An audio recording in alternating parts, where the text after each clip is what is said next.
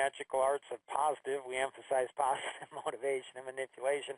I hope you're getting as much out of this course as I am. It absolutely just continues to wow and amaze me, every week as I go through, do the lessons, and then absorb that in. We've gone through ask questions and then listen. And so now today's lesson is lesson 3. It's seeing big and small, being able to see from many different perspectives. Peter, why is it so important, do you think, for leverage for people to see from many different perspectives? Well, it's the opportunity to understand what the obstacles are, who can contribute to solving those things. So it's a place where you have to have an open mind. And Tom, with people in different, like within an organization, a group of people, even family, whatever, anybody, any group of people, there's going to be people at different frequencies, not just personalities, but different levels of understanding. How do you go ahead, and if you're either way above people in how you think or way below people in what you think, how do you go ahead and help people to see things that they just don't seem to be seeing?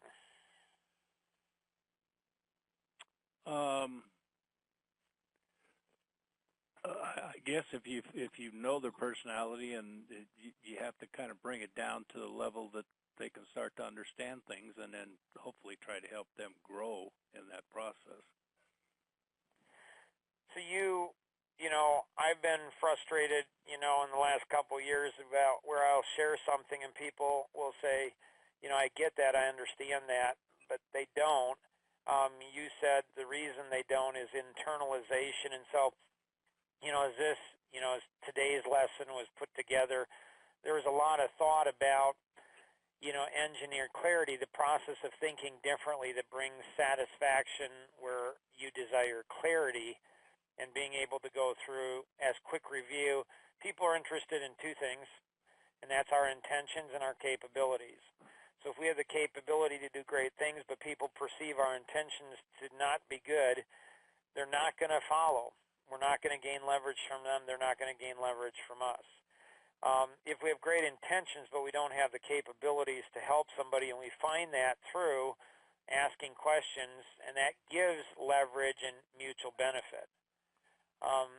There's literally a $1 billion opportunity that has come across my way based on asking somebody the simple question: if anyone could help you in any area of your life, what would you love help on? Wait, listen, and then say, that's interesting. Tell me more. Before we jump into the C part, it seems like even high-level people, Peter and Tom, it seems like they really struggle with asking the biggest challenge question and the help question, love help on. Why is that so hard for people to do, and how would you recommend that people just make that a reflex that they have?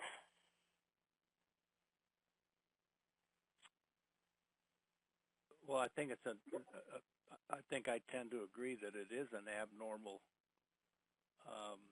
question, because most people aren't used to people asking them that they would be willing to help them. I don't know if that made any sense or not. It does. Peter? Well, it depends on the context, I guess. If you're asking at 40,000 feet, or whether it's in the context of a meeting that you're having to solve a problem, I guess. So, seeing it to me is intimately linked with asking questions, and connecting is asking the questions so that you can see the other people's or person's perspective. So they're linked. You don't get to see until somebody's answering your questions completely openly and vulnerably. But it depends if it's a context on what's your biggest problem in life, or what's the biggest problem with raising the capital, or taking the next action step. And that's a good point, because when I ask that question, I'm not narrow. I'm just like, and it's casual. Like, I'm just curious, like, what would be the biggest challenge you might be facing in any area, of your life, personally and professionally? Like, I'm not narrowing it down. I want to get the reflex of inside of them on what they're thinking. Or, I'm just curious, like, with all the things you got going on, all the different areas of your life, if someone, anyone, and I always say anyone, because if I don't say if someone could help you, they think I'm talking about me, but I'm not talking about me, because I have a vast network of people. So I may not have a solution, but I can connect them to somebody else. I don't want them to think of what can Mark Boersma do to help them. I want them to just, if someone, anyone could help you in any area of your life, what would you love help on? When you ask right. it go ahead. You're casting a very wide net. A very wide net. Most of the time I'm not casting such a wide net if I'm in this circumstance. So, that dictates, the questions, which allows the connection with the person to be able to see their perspective in order to facilitate a collaborative contribution or action. So how do you guys, like, people go through the course and they say, oh, that's kind of a nice question, and then they don't ask it. How do you, like, it's amazing to me, again, even very high-level people. I mean, C-level people experienced in business and sales for 20, 30, 40 years, and they say, that's a really interesting question. They love when I ask them the question, even if I was a total stranger. But then they won't go ahead and ask these questions on a regular basis themselves. How in the world do you help people to go ahead and ask one of those two simple questions? Well, if you want to, if you're not curious, then you can't, I guess. So, I mean, you've got to have that curiosity to want to add value to the conversation, to the business meeting, to the results. I think some of them may be afraid that they may not be able to help the person. They don't understand that it may not be them. Right. So why put myself out there if I'm not sure I can really? It might be embarrassing myself. God forbid. Right, and that's a good reason why you put anyone, like, not only for their benefit. Like, I don't want you to think of little Mark Boersma. Like, I want you to think of everybody in my whole world.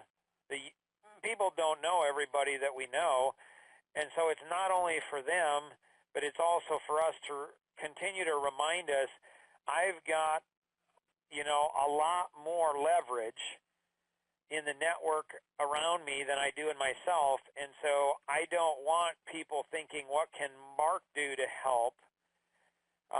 That $1 billion opportunity, I'm involving both Peter and Tom in that opportunity, because, if all three of us go after it, and, you going through the course, if you're interested, in the $1 billion opportunity, there's a gentleman that came to the coffee connection this morning, and, he got really excited about it. And so, when we often think very limited, and so when we think limited, we don't see things. Like, we see, like, if there's 6 possible solutions to a problem, when we try one and it doesn't work, and then we try a second one and it doesn't work, and then we try a third one and it works, what do we almost always do? We stop. With the third one. Yeah, you stop. Yeah, we stay with the third one. Well, what if 4, 5, and 6 were better solutions? Like, we don't go to the next one once we find something that we think, and the same thing is true in seeing. Like, we're so limited in what we see. Like, I'll never forget when Tom and I, co-authored the book, Community Business Partnerships. Tom helped raise over $100 million for Easter Seals. And, and then a week before the book came out, Tom went ahead and retired from Century 21, which Tom says, I've got some bad news for him. I'm going to retire. I'm like, that's not bad news, Tom. What are you looking at doing? So we talked, and then, I don't know, a month or so later, we were doing a bunch of stuff. And then I said, Tom, how do you like what we're doing now? He said, I love it. And I said, really? I said, what do you love most about it? He said, Mark, you and I can do anything, can't we? Like, it was a kid in a candy store. It's like, we can have anything we want. And I thought, how ironic that here's the president of the largest real estate franchise in the world, over 140,000 agents, 70 different countries, and he thinks my world is big. I don't know if you remember that conversation, Tom. Vaguely. So when we look at, the questions, the listen, and the see, all of these three things build an understanding of our intention and help people to understand our capabilities. So if we don't ask the right questions, if we do not listen and see, we will not gain leverage we need to create a mutually beneficial solution. Any thoughts, insights before we move on? All right. The ART system, the atomic ripple reaction tree, is the key to the success of this course. If people don't lock in and they're not mentored by somebody and then mentor two other people, they're not going to see the success. And so when we look at, this is an example of an atomic ripple reaction tree team. We just had last weekend, we had an amazing event with the Wizard. So if you ever get a chance to go ahead and participate in that, you'll want to do that. But in this situation, Elise is mentored, specifically by the Wizard, and then she mentors Emily and Ginger Ann. This took over 30 years to understand the significance of this. If companies were to go ahead and implement ART, again, it was designed to bring peace to the Middle East. So it's, pretty big. So this concept, the reason it's so powerful is because it's so easy. You get mentored by one person and you mentor two people. Elise thinks she's going to learn the most from the Wizard, but she's not. She's going to learn the most from Emily and Ginger Ann. We don't learn the most from our parents. We learn more from our kids. Tom, Peter, any thoughts on this? Well, I think you're right on. I mean, I tend to almost be totally amazed every time I talk to one of my kids about some of the things that they tell me, and it's shocking that not shocking. I'm amazed that they are so bright. Right. So you might be curious and say, what are the different colors? It's like martial arts. And so have you guys ever thought about, how powerful, in the military, a medal is? What do you mean a medal? You've been in the military, on how, you get this little piece of, I don't know, whatever it's made of, a medal for doing something. Well, I guess it's Motivational, yeah. I mean, it's leverage, right? Yeah. When you look at, I mean, were either of you in Boy Scouts, or Cub Scouts or anything when you were kids? Yeah. And how hard did you work to go ahead and get a medal? Very hard. Pretty hard. It's leverage. So these colors represent mental jumps, dimensional jumps in thinking. So what it does is the colors motivate and inspire people to go ahead and learn to think differently, faster, and to accomplish things. There's an entire system behind it. We won't go into it, but that's really the key. And so when you look at the magic of leverage is our art mentor and our two art buddies. They will help us to ask questions, listen, and see things that we are currently missing. So when you look back at what you wanted to accomplish for this course and think of today's lesson, what are you going to apply? What action are you going to take, from what you applied? From what we learned today, are you taking notes? Are you in your journal? Do you have the workbook? And are you continually referencing, I want to accomplish this. So to accomplish this from the course, I have to take something, every lesson I've got to take this, and I've got to apply it.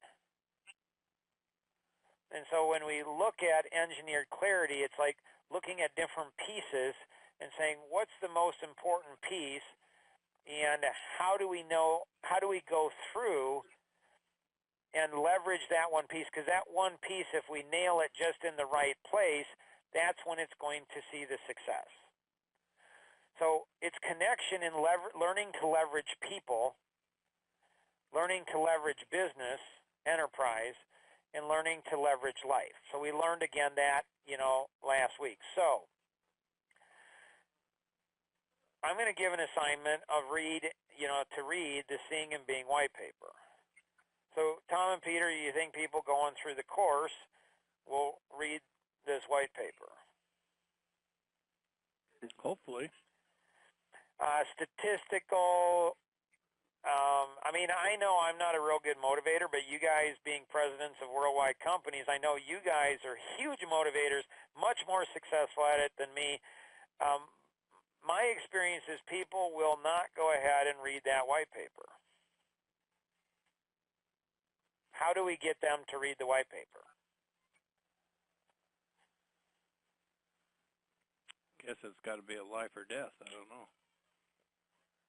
Peter? Well, or you schedule a follow-up to learn what reading the paper revealed to people. Okay. Tom did something very significant a few weeks back. I'm not sure if Tom recognized how significant what he was doing was. But in him doing that, Peter, you weren't here that week. It wasn't last week, it was a few weeks ago. But he also did the favor of also volunteering you to do that as well. To do what?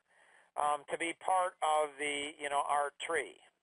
So each of you have an art mentor, and each of you have two art buddies. So your art mentor is going to be responsible to get you both to go ahead and read the Seeing and Being white paper.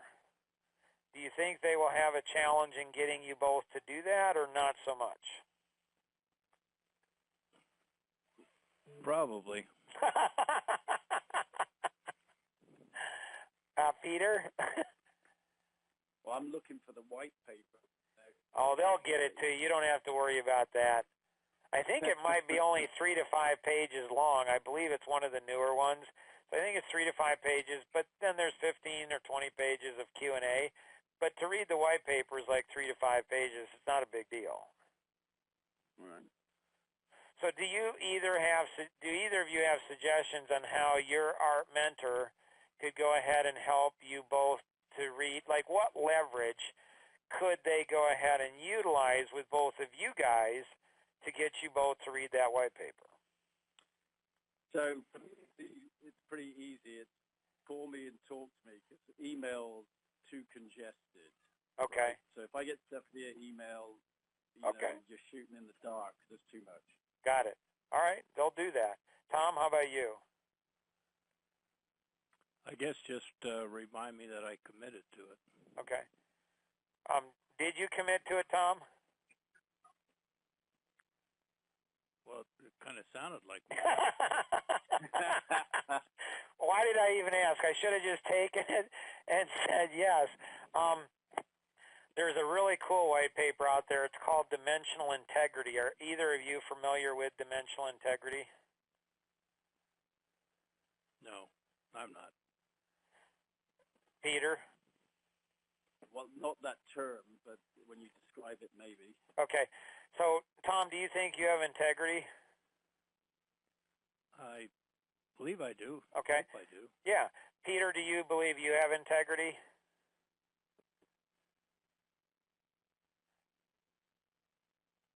Sorry, we can't hear you if you answered. No, I said I do. Okay, you do. Okay. Can you hear me now? Yeah, we can. So I was talking to Fitz in Louisiana, and I was talking to him about, dimensional integrity, and I said, do you believe there's different levels of, integrity? Do you believe there's different dimensions? And he's like, no, you either have it or don't. I'm like, okay. So, Fitz, do you think you have integrity? He said, I do. I said, so Fitz, are you, ever late to an appointment? And he's like, yes, I now see dimensional integrity.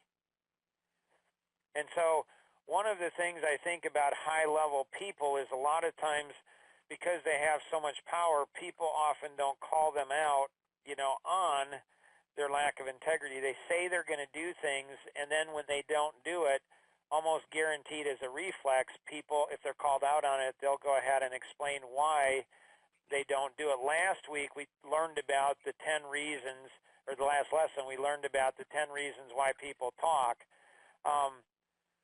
So most people think they are good at seeing things when they are not, or maybe they just aren't familiar with dimensional thinking.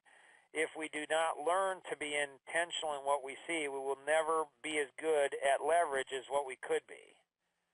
So when we look at this, and we take a look at the different personalities, and so often analytics, they lose leverage because they major on the minor and minor on the majors. They get so caught up in the details that they miss the big picture. The amiable personality, but the other three personalities often miss the big picture. So I remember when the space shuttle blew up, I was in college in a class, and I remember thinking, well, after they came out with, that it was an O-ring, I remember thinking there was some analytic personality that said, this is not going to go well, we're rushing through it, and the other three personalities said, no, it's fine. And it was just a few years ago that I heard about a story about one of the scientists at NASA that said, there's an O-ring and the temperature last night was too low and it's not safe to go, and he told everybody and nobody listened to him. And when it blasted off, his daughter also worked, and everybody was cheering, and she looked at him and said, Dad, it didn't blow up. And he said, just wait. And it blew up. And so we don't understand, like, our strengths become our weaknesses and our weaknesses become our strengths. And so when we learn to see like an analytic sees, when we learn to see like an amiable sees, when we learn to see energy like an expressive sees, and then when we learn to see like a driver sees, and then when we learn how to not allow the weaknesses of each of these different personalities occur to us, we gain massive amount of leverage. I know there was a lot, and there's a lot in this slide here in seeing the different energy bases of the different personalities. Tom, any thoughts, questions, insights you have? Not right now. So, Peter, any thoughts, questions, insights that you have? No, what you just described is, of course, very complex, and to see it spontaneously takes an enormous amount of thought and challenge. Did you guys know that you're both co-authors of Unlimited Bandwidth white paper? Nope. I just want to know you guys' magic. Like, nobody's writing white papers for me. How do you guys get people to do those magical things for you guys? We know you. Do you know anybody like me that you could introduce me to so I can know somebody like me too, Tom?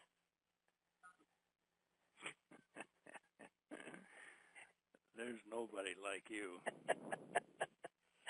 All right, I know you got to run, Tom. Any other closing thoughts on seeing today? No, I think I think people just need to kind of look at it and kind of walk through it and try to understand a little bit more. Yeah. All right, thanks, Tom. Appreciate it. You bet. All right, bye. All right, we've got a couple more minutes, and then we'll be going into the Q&A here. If to gain leverage, it's like Peter was sharing, in the backstage passes. If you don't have those, get those for sure, because it gives you behind the scenes. And so Peter was talking about, and I'll never forget that Tom shared, I think it was his 5 steps, and Peter wrote it down. And I'm like, that's really cool. And so when you post on here your one word, so when I think of today's lesson, what's my one word, and then why? Put your one word in all caps and then post it here. What that does is it locks it into your memory. So you get locked in, like if you're taking notes, if you don't have a test, if you don't take notes, we have this epiphany moment, but then it kind of goes away from us. And what we're going to be doing in the Q&A is we're going to be going into more depth. We're going to be going into more complexity. And so obviously there's so much in leverage. Like Peter said, wow, there's a lot on that screen. So if you're in need of one-on-one coaching or mentoring or seminars, workshops, or mastermind groups, you want somebody to come in and do that, the individuals, you get leverage, or you can get certified in leverage to do these things, or you can bring somebody in to be able to, go through and do that. If you have any questions, there is the phone number, 888-230-2300 or 630-393-9909. So here are some of the following concepts that we're just going to fly through before we open it up for the Q&A to stimulate the Q&A. Like this will just maybe kind of blow your mind on some of these different pieces that are here. So when we look at the personalities and the frequencies, this one test gives 65,536 possible combinations. When we see how other people, their belief system, how they value the world through their eyes, we see something very different. Now, you don't want to just be the only one to see it. You want everybody else to see it. So they either have to go through the course, but even going through the course is not enough. There needs to be more time that really digs in to these. You have people that are the amiables and the analytics that are bridge builders, and you have the drivers, the higher frequency, the drivers and the expressive that are gap jumpers. You need both in an organization in what we're doing, gap jumpers and bridge builders. You have people who are seers that are gap jumpers and seeing and being that are bridge builders. And so it's an entire different concept. Let's open up the line. We're going to take a 5-second pause, and then we'll open up the lines and dig into some of the questions. Here we go.